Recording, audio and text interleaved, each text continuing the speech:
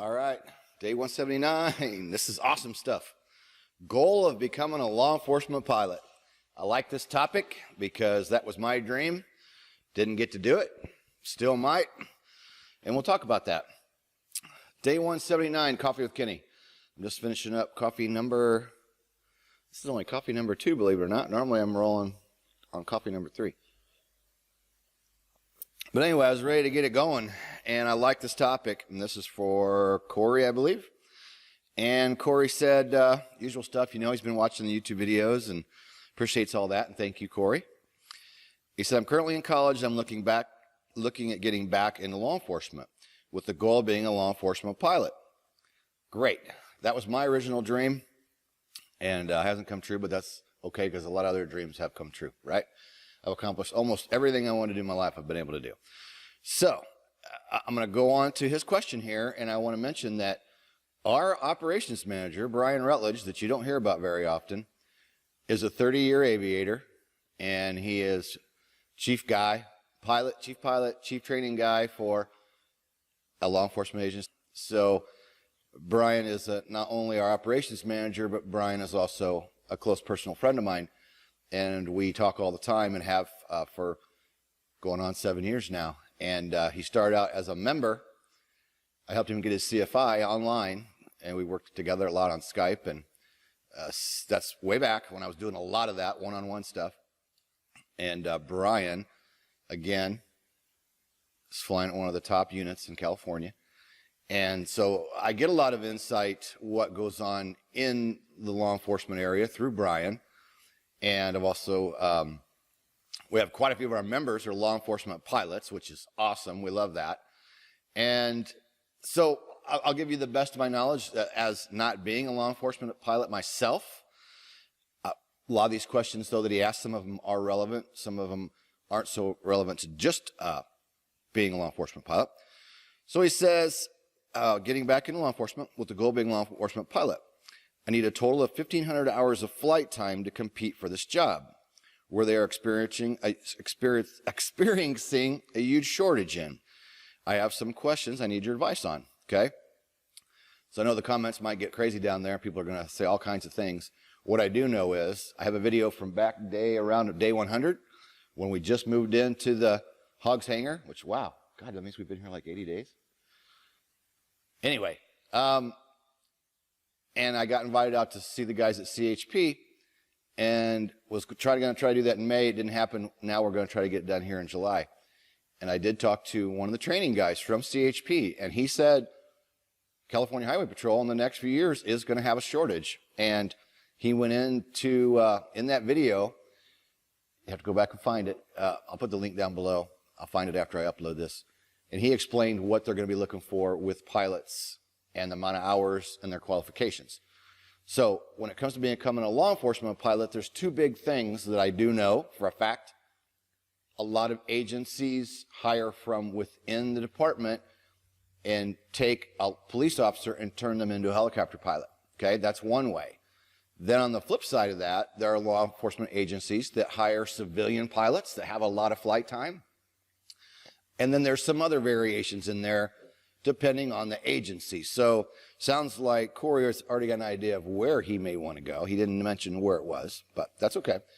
For those of you looking to get to want to be a law enforcement helicopter pilot, great freaking dream. I love that dream, and it's still alive for me because you never know. I could go in somewhere as a civilian pilot possibly and fly for a law enforcement agency at some point, but I'm having so much damn fun doing what I'm doing right now. It's not really on the top of my priority list. Number one, for those of you wondering, it just depends. So you got to look at the agency you're wanting to go to because you could be either way. But they take police officers, make them pilots. Sometimes they want to just hire a pilot who's already got the experience. And sometimes you still have to be a law enforcement officer first. And a lot of agencies will want, let's say their minimum is they want you to have 500 hours and a commercial rating. Most of those guys have got that out on their own in the real world somewhere and then got the law enforcement job. And of course, a lot of agencies will require you to work the road for a couple of years before you can try to apply for the aviation unit.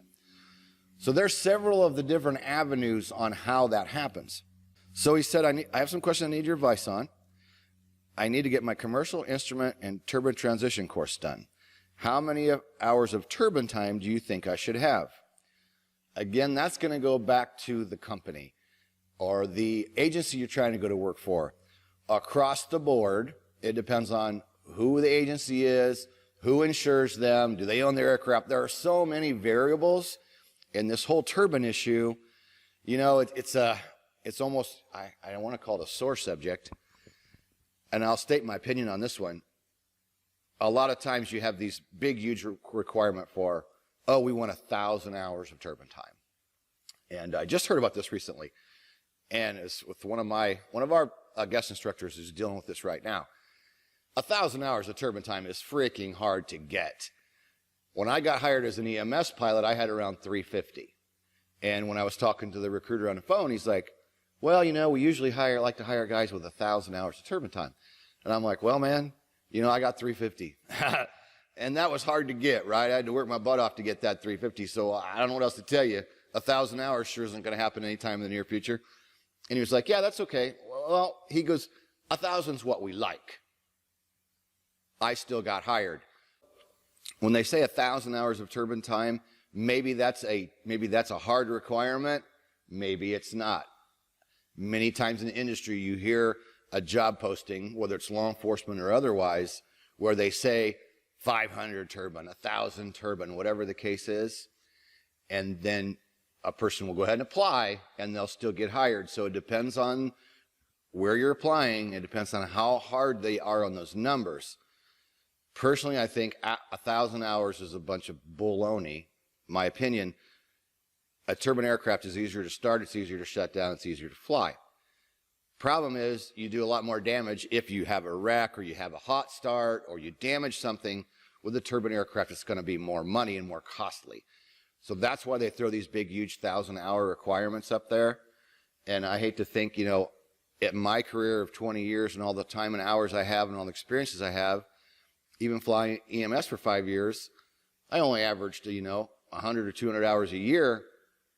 So I haven't even added my turbine time up in a long time. And what if at my point in my career, I wanted to apply for a turbine job and I have 900 and they said, oh, sorry, you need 1,000. Well, that to me, that another 100 of hours would just be baloney, right?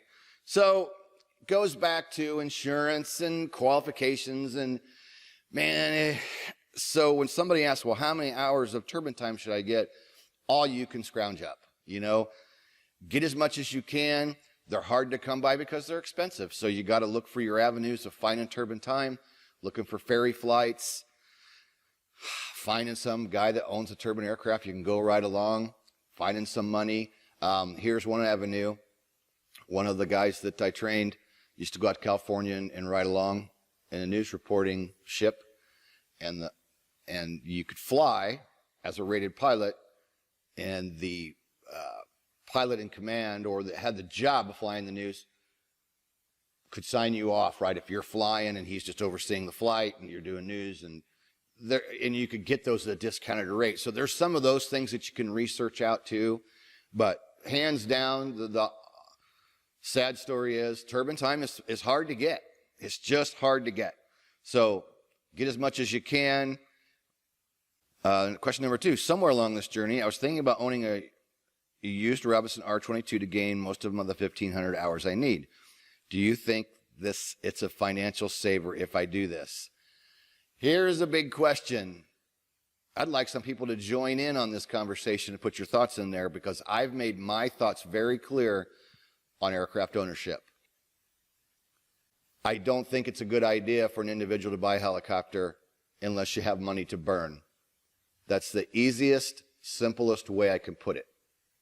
I'm not going to say, Corey, that you can't do it. If you bought the right model, and you got lucky, but with the Robinson, you got to think about the year limit on them and the hour limit where they got to go back to the factory. There are so many things to consider with aircraft ownership. Oh my God. And I've talked about this a lot, and you can go search other videos on YouTube. I have several. I personally don't think it's a good idea. So my gut feeling, Corey, would be rent helicopters, build your time that way. I would not recommend buying an R-22. That's my opinion. to make money with an aircraft, you got to have several of them. And I've heard a lot of times over the years, people, buy an aircraft to help build their time. I know one of our ground school members who has been to our offices several times and visited with us, Caleb. He owns his own R-22. And, I never really discussed with him financially how that was really working out for him. I know he was using it to build his time, and he wants to be an EMS pilot as well. I guess I'll leave that as I highly caution buying a helicopter.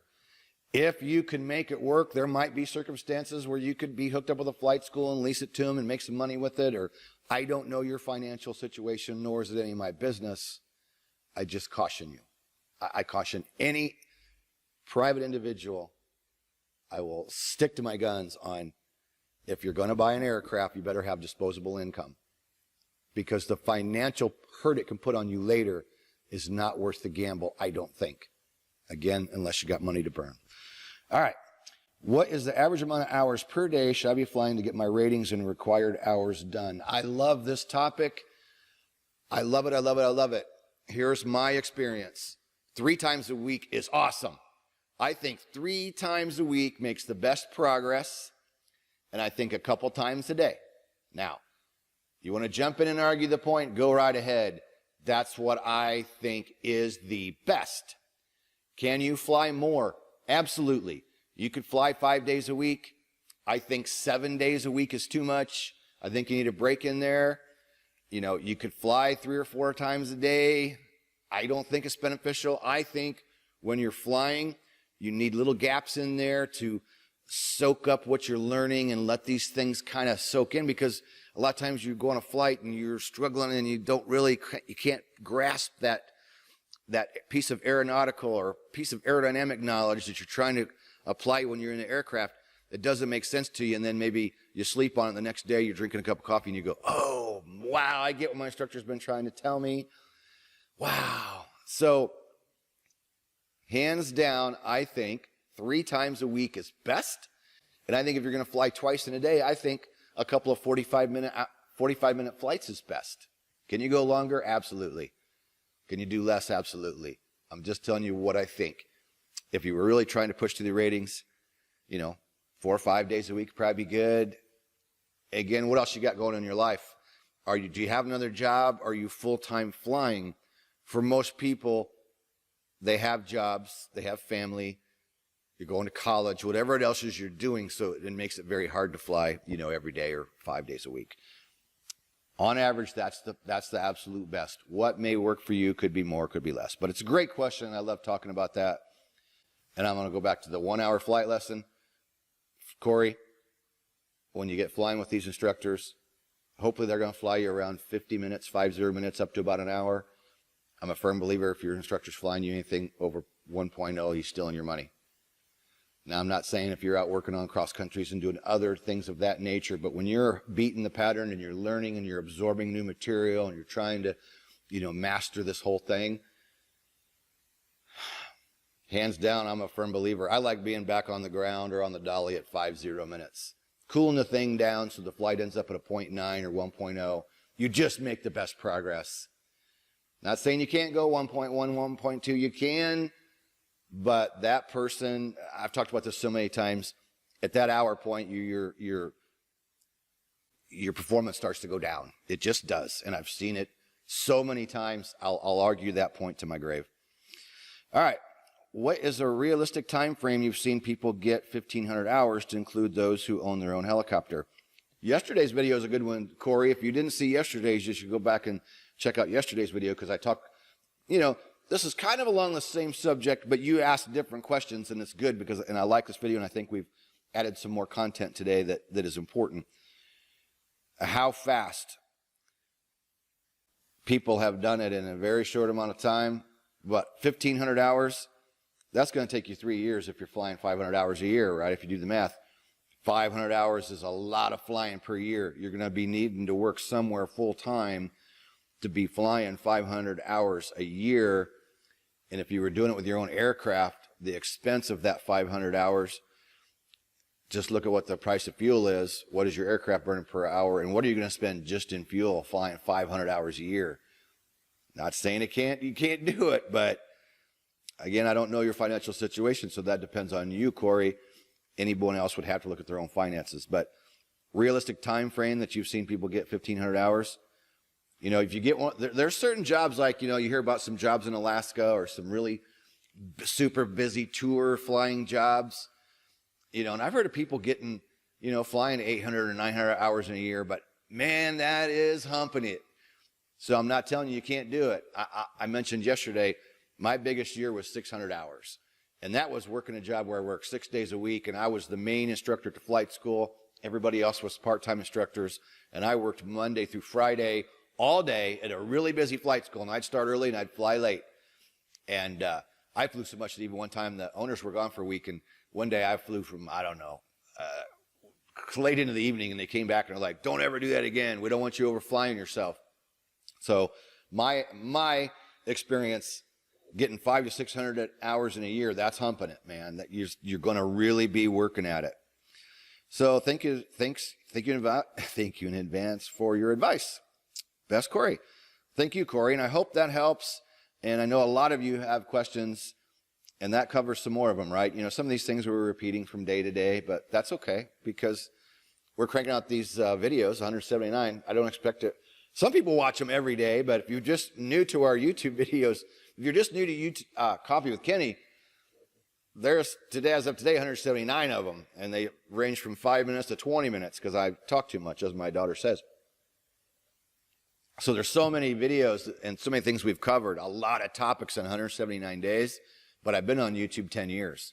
If you just found me, I've been on YouTube for 10 years, okay? So we have over 600 videos on this channel alone, and I've got another channel I'm going to start working with because some people are finding an old channel of mine that has my name on it, but it's not really a current channel. And anyway, more information you need to know. So Corey, hope that helps. Please like and subscribe for those of you that haven't. When you subscribe, click that little bell. That way you're notified each day of the daily video. That way you'll know what's going on. You'll get a notification from YouTube.